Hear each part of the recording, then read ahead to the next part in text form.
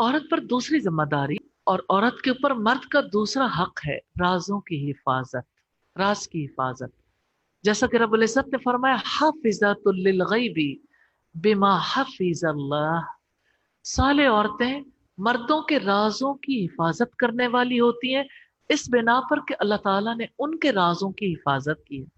औरत और मर्द के रिश्ते को कुरान हकीम में यूं बयान किया गया, हुन्ना लिबासुल लकुम व अंतुम लिबासुल लहुन। तुम उन औरतों के लिए लिबास हो और वो औरतें तुम्हारे लिए लिबास है। जैसे लिबास और जिस्म का रिश्ता है, लिबास जिस्म को मौसम के सर्दो गर्म से भी बचाता है। लिबास तन ढांपता है, हिफाजत करता है ना, राजों की हिफाजत इसी तरह से होती है, उयूब की हिफाजत। लिबास जीनत का सबब भी होता है, तो ये रिश्ता माशरे में जीनत का सबब भी है।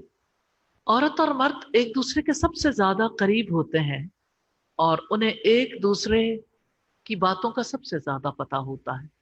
तो अल्लाह ताला ये इजाजत नहीं देते कि आखिरी हद तक मर्द के राजों से वाकिफ होने के बाद औरत उसके राजों को बेनकाब करती रहे। हर इंसान के कुछ न कुछ बातें छुपी हुई होती हैं, तो उनके बारे में वो नहीं चाहता कि किसी को पता चले। तो मर्द अगर राज छुपा नहीं सकता तो ऐसा औरत के लिए दुरुस्त नहीं है कि वो उसके राजों को अफशा कर दे। इस्लामी शरीयत में औरत को पाबंद किया गया है कि वो मर्द के राजों की हिफाजत करे। अपनी माँ पर भी नहीं खोलेगी, दोस्त पर भी नहीं, भाई पर भी नहीं, बाप पर भी नहीं, किसी पर मर्द के राज नहीं खोल सकती, वरना अल्लाह ताला उसके राज खोल देंगे। कौन है जो अल्लाह ताला का मुकाबला कर सके? कौन है जो इस बेनकाबी का तहम्मुल कर सकता है कि इंसान के सारे उयूब सारी दुनिया के सामने खुल जाए? और फिर आप देखिए कि दो आदमी, दो लोग इकट्ठे रहते हैं तो शिकायत भी हो जाती है।